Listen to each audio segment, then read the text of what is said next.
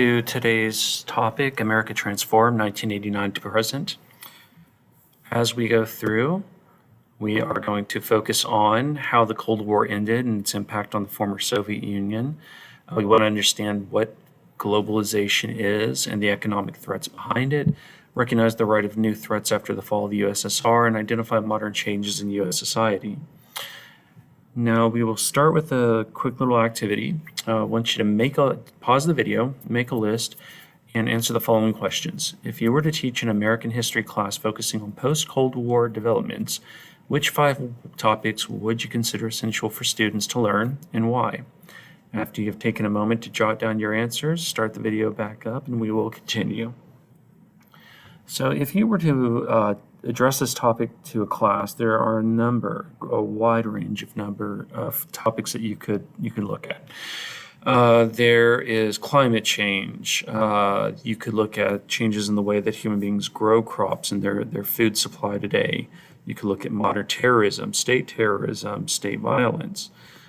You could look at the decline of industrialization in nations that were once leaders of industrial output.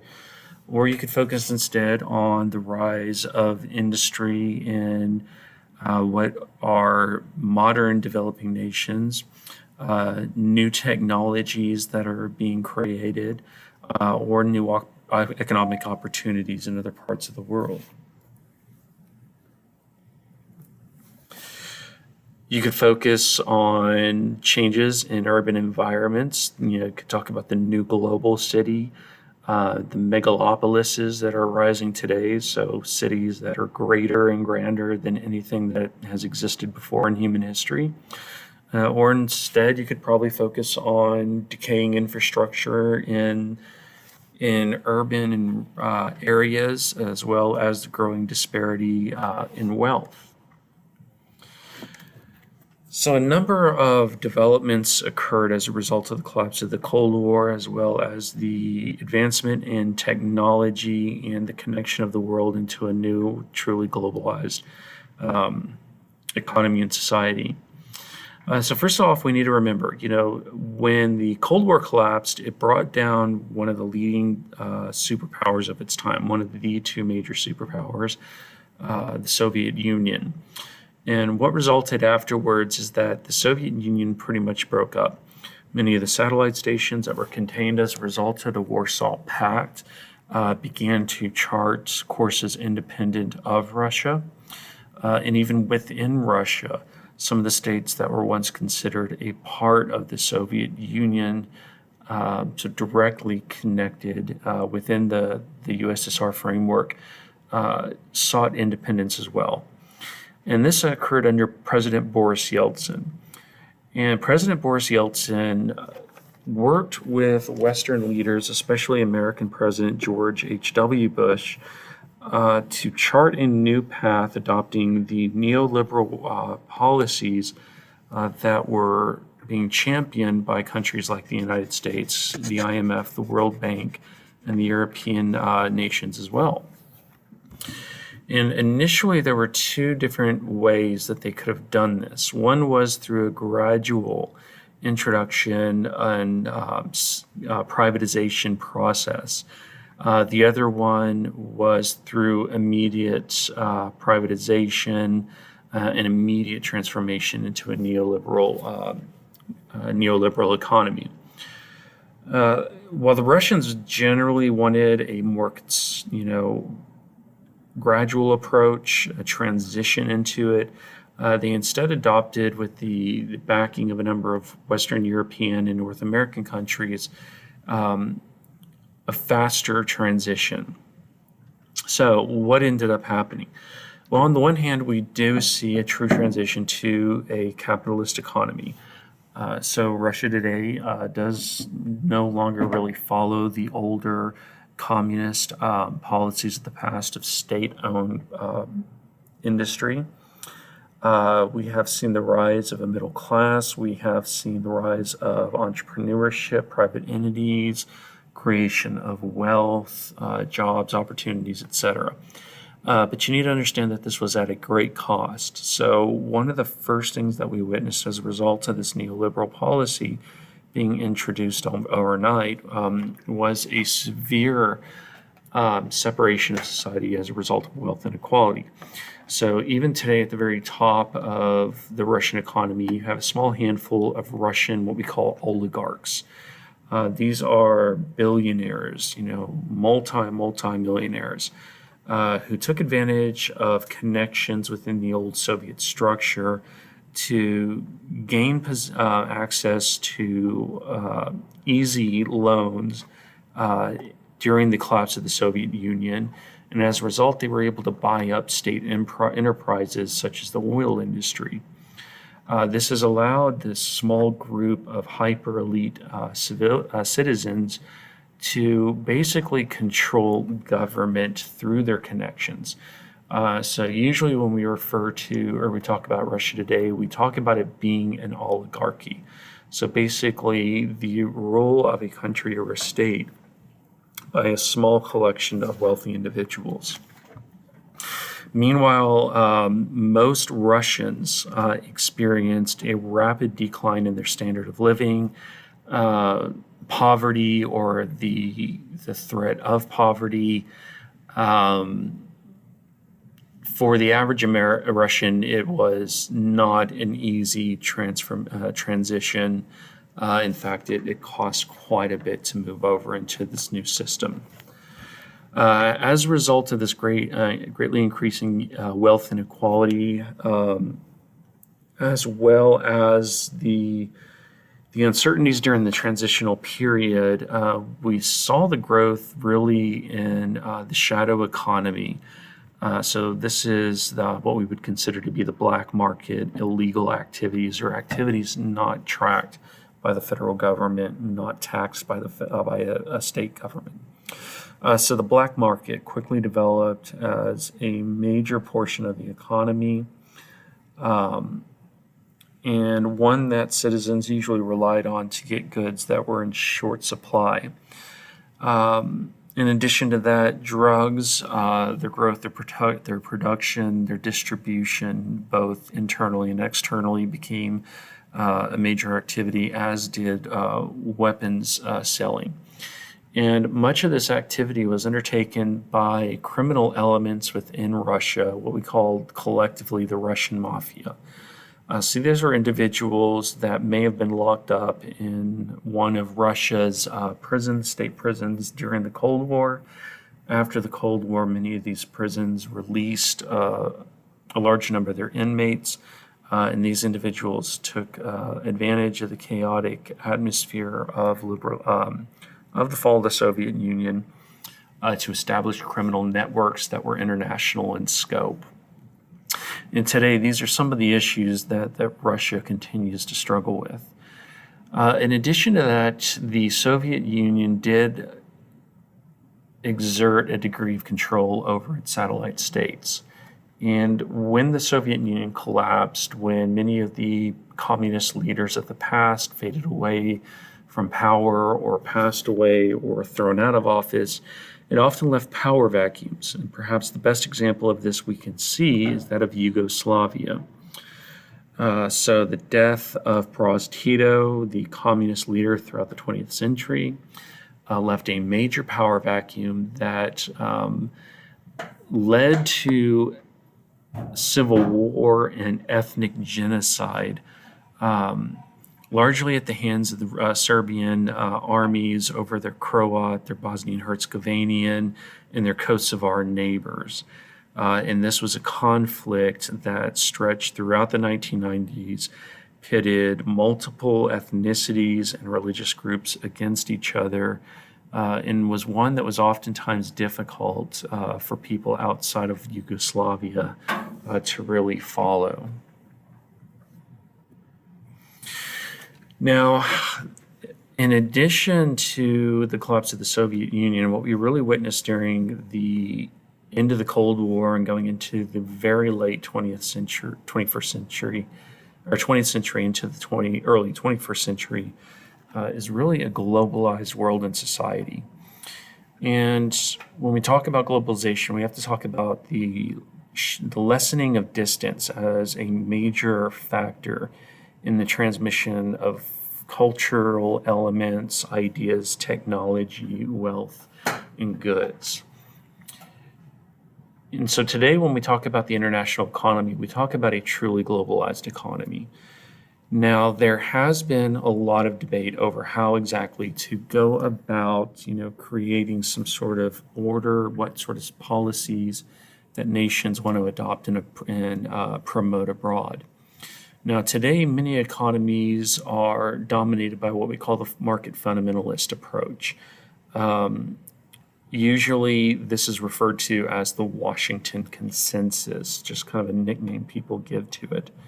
So market fundamentalist approach basically adopts the idea of what we call today neoliberal policies, the idea of returning to a very balanced budget, very limited government spending, and really limiting spending to just what they consider essential services such as the military, infrastructure, and education, and getting rid of any social safety nets, any regulations on businesses, climate regulations, etc.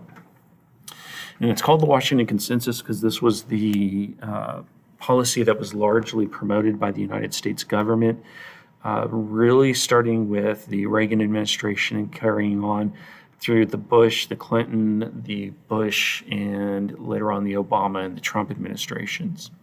Basically, what it calls for is a balanced budget, very low taxes, the free flow of capital, goods, and services. So this means the eradication of national tariffs or taxes on imported goods. Now, here there is one exception to this rule, and that is the current Trump administration that has been using tariffs in its in the threat of tariffs in its attempt to renegotiate international treaties and in its relations with China. But outside of that, most of the American, and in fact, even Western nations have fully adopted the free flow of capital, goods, and services. In addition to that, they call for the privatization of pretty much all aspects of government, ranging from criminal justice institutions like prisons to schools to, in the United States, programs like Social Security, so getting rid of any state-run enterprises. It calls for deregulation, or at least keeping regulations on everything from industrial emissions to, regulations on economic activities that, say, banks can take a role in. Very limiting all of these things and opening up the competitiveness of private activity. It calls for it has a great emphasis on the protection of property rights, especially intellectual property rights. So very strict measures to protect patents, for example, on new medicines, new technologies, new ideas. So basically small government, as well as a liberalization of interest rates to help check things such as inflation and make credit easier to obtain by business. And this is the policy that today is largely enforced by the International Monetary Fund and the World Bank.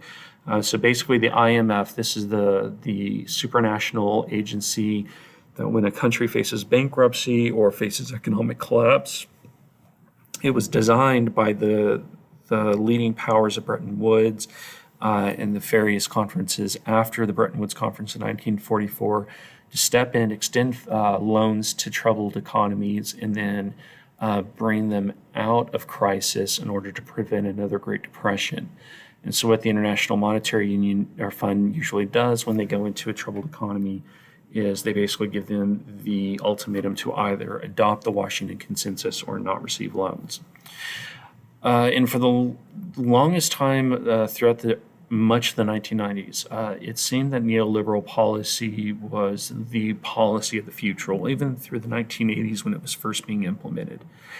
But we recognize today that there are some dangers involved with this kind of free for all within the capital market that's largely deregulated, doesn't really contain any protections from workers, and opens up developing nations to the fierce competition against developed nations. And perhaps one of the major events that led to this was the collapse of the Long-Term Capital Management Fund in the late 1990s during the Clinton administration. And what the LTCM basically did is it engaged in very risky investments in order to pay a large return to its investors. So if you wanted to invest, you had to have millions of dollars to put into these funds to begin with. So it was limited to just the very wealthiest in a society. And then the LTCM used all sorts of different advanced algorithms, computer programs, strategies, etc., to maximize investment or returns on investments. The end result was that you had major banks, major individuals, major companies, all with their money tied up in LTCM in one way or another. And when we started to see a weakening of the international economy, especially starting with the Asian tigers, so basically the leading Asian economies such as South Korea and Japan in the 1990s, it basically placed a lot of these investments that LTCM had made in jeopardy. It ended up causing the near bankruptcy of LTCM. And as a result of the bankruptcy of LCTM and its many connections, it forced the federal government of the United States of America to basically come in, bail the organization out in order to prevent a wider collapse. Now, this was really just one company, but when we consider the time period, this was all happening around 1998. Just within another 10 years, you would have another event similar to this. And instead of it just being one kind of finance company, and the people associated with it, this consortium of investors, it would be some of the leading financial institutions on Wall Street. So institutions like Bear Stearns and Lehman Brothers. And it would end up bringing down the entire global economy and setting it back for years in what has become known as the Great Recession. So starting in the 1990s, there was criticism against these neoliberal policies in the Washington Consensus, and instead people began advocating for an alternate model. And so what they did not do, they did not call for an absolute eradication of neoliberalism or market fundamentalism. Instead, what they said is, we need to basically place certain protections within the system to keep the system from collapsing in the event of a crisis like what happened with LTCM, to protect workers from industrialization and offshoring, basically to make this a model that works for all. So an example of this, some of the phases, policies they pushed was, phasing in privatization and limiting privatization. So if you want to open up, say, the distribution of electricity to your people, if you want to move it from a state-owned enterprise to a private enterprise, that's fine. It works. But when it comes to certain essential services, like, for example, criminal justice institution, in other words, prisons or schools, this should not be done. And they also called for a slow transition to private enterprises so that everybody has an opportunity to adjust to it, everybody has an opportunity to invest. They call for an end of agricultural subsidies to the United States. And this would basically allow African and South American agricultural products to be more competitive and to provide them with a basis or an economic basis in agriculture from which to develop. They call for a limit of hot money. This is money dumped into an economy during good times and then, quickly withdrawn. And what usually happens is, investors rush to a rising market like, say, South Korea or Indonesia or Japan, like they did in the 1990s. when times are good, and then when the economy starts to show signs of weakness, they quickly withdraw their investment. And what this usually does is it leads to problems with their currency. It helps contribute to the rise of a recession. They call for bankruptcy reform, especially no bailouts, like what happened with LTCM and then what later happened in 2008. Because what usually happens is, these banks, investors, et cetera, basically the wealthy that are engaging in these high risk investments, they're bailed out, but the middle class, the poor, the working class, they themselves are not. And we definitely saw this, in many governments, many societies after 2008. With these bailouts, usually benefited, the investors, but the average homeowner had no real relief from these programs. And so many of the wealthiest ended up better off than they, after 2008, than they went into it. And many working class and middle class Americans are either worse off or, really striving just to hold on to what they have today, even today. They call for an improved response time to crises, to provide support to workers displaced by globalization. So if a factory is offshored, then helping workers gain training and move to find new jobs. And they also call for transparency in government activity. Now, this is the model that's oftentimes adopted by a number of European countries, especially in Northern Europe. It's being embraced increasingly, even in places like Asia and South America as well. And it's really started, especially after 2008. It's becoming a viable alternative. Now, the other model is the Chinese model, where they still have state-owned, a large section of their economy that is state-owned, mixed in with an equally large segment that is privatized. So a hybrid model. And today it has produced an incredibly wealthy Chinese economy.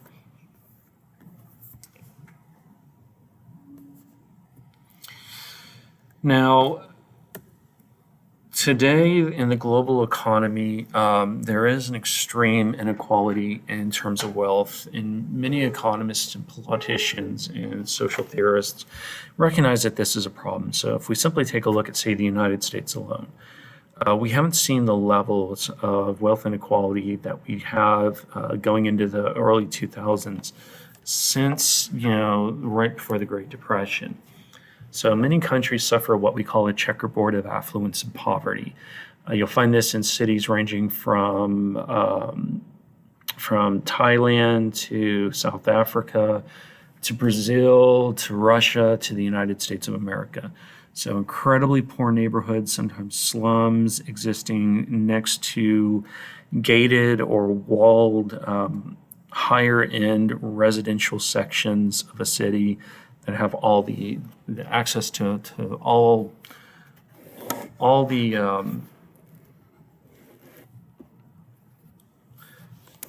perks of civilization that a society has to offer. So good schools, good roads, good health care, good stores, access to food, etc. Whereas the poorer neighborhoods, oftentimes infrastructure is limited or crumbling or non-existent if it's a slum. Poorer regions in these checkerboarded societies oftentimes exist in what we call food deserts, so places where you don't have access to fresh food and reasonably priced food, and usually limited in terms of access to jobs. So in the United States today, you have 1% of the society that is extremely wealthy. Only 25 to 30% exist as white collar with economic security anymore. The remainder either fall into the 50 to 55% unskilled and semi-skilled workers earning wages lower than their parents did, with 15% of the economy impoverished. And today as well, you have at least 1 in 5 children that live in poverty. That's 20%, and 1 in 8 that go to bed hungry at night. So we consider this a problem because the more you have inequalities in society, the more you are open to social upheaval, so protests, sometimes civil conflict. We do recognize that extreme inequality limits an economy's ability to grow economically. It oftentimes leads to social injustice as well, and it's something that the world is trying to struggle with in terms of how best to address it. Now, there are a number of new security threats today. So if we just take a look at, say, what the United States has experienced following the collapse of the Cold War, you have, of course, global terrorism that is largely being waged by organizations such as ISIS and Al Qaeda. You have, countries like North Korea, what we call rogue countries, countries that do not really kind of follow the international rules. And in the case of North Korea, that is a nuclear power.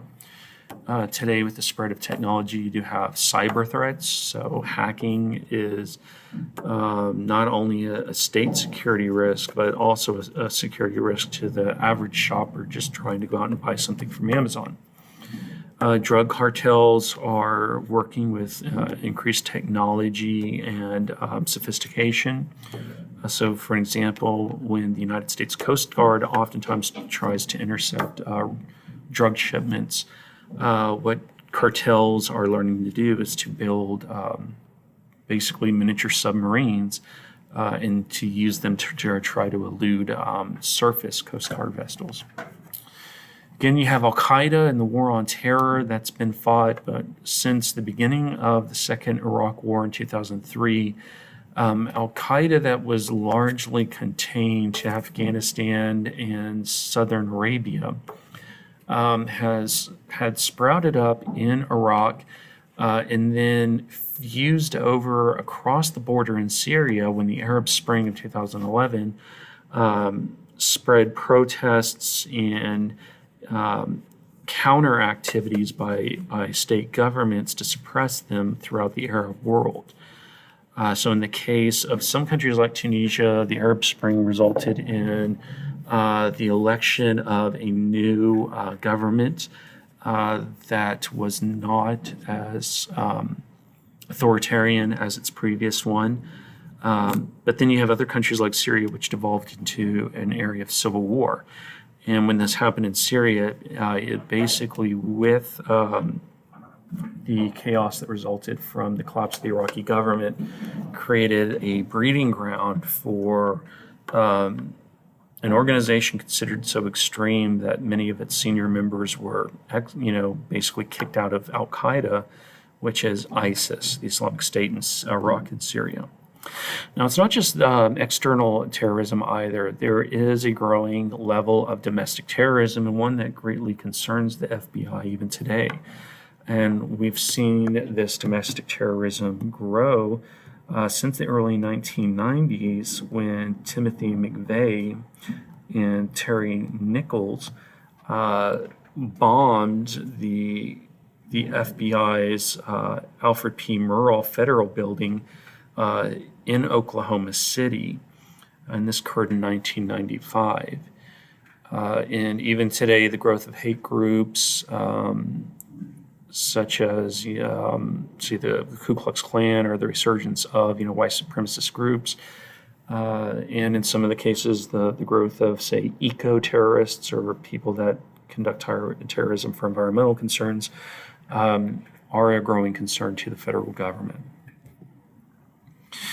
And today, the United States of America is far from settled in terms of many of its concerns. So LGBTQ rights are still being pushed forth throughout American society.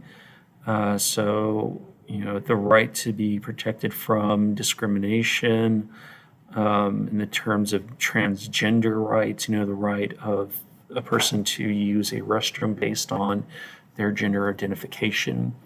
Contemporary feminism still sees its struggles with women not yet having the opportunity to be elected to the President of the United States, and still a limited number of women as the CEOs of major Fortune 500 companies. In terms of education, growing tuition rates and how to deal with rapidly increasing things such as tuition rates in colleges are things that Americans are addressing.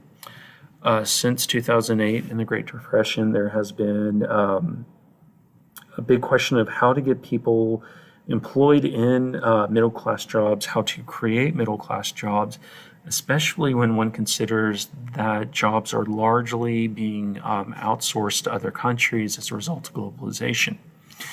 Immigration still continues to be a hot topic issue, and one that was really kind of raised during the election of 1916 and continues to be unresolved. And then finally, even today, when you take a look at the United States, going on about 50 years after the start of the 20th century civil rights movement, ethnic issues still remain unresolved. As the Black Lives Matter movement illustrates, with social injustices still existing in our criminal justice system and in our economy today. So to conclude, stop and think for a moment. Imagine you're writing your lesson plan. What conscious decisions must you make to remain an objective professional instructor in addressing the topics that you've chosen? Because today, these are very hot button issues, and tempers tend to run incredibly high when they are addressed. Now, once you've thought this through, run an experiment. Next time you discuss politics or social events with a family member, friend, or new acquaintance, try to use the tools of a social scientist to objectively approach the subject by addressing both sides and analyzing the other person's point of view from a neutral perspective. And pass this skill on to other people. Because if we are able to listen to each other's views, if we are able to control our emotions when we talk about them, then perhaps we will be able to have more meaningful discussions within society and find solutions to our common problems with input from all sides and not just one or the other of a political or social spectrum. So as you can see, the collapse of the Cold War led to great upheavals globally. Witnessed the introduction of a new technologically sophisticated globally connected world. And we saw many of these struggles play out not only in the former Soviet republics and their satellite nations, but even countries in the United States of America and in the orbit of its Western allies.